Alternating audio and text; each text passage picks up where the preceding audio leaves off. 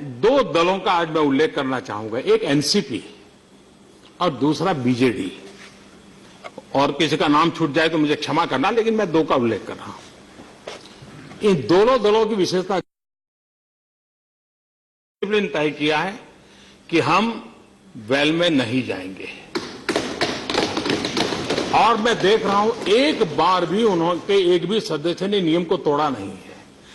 हम सभी राजनीतिक दलों को सीखना होगा, इंक्लूडिंग माय पार्टी। हम सबको सीखना होगा कि ये नियम का पालन करने के बावजूद भी न एनसीपी की राजनीतिक विकास यात्रा को कोई रुकावट आई है, न बीजेडी की राजनीतिक विकास यात्रा को रुकावट आई है। मतलब वेल में न जाकर के भी लोगों के दिल जीत सकते हैं, लोगों का विश्वास जीत सकते हैं।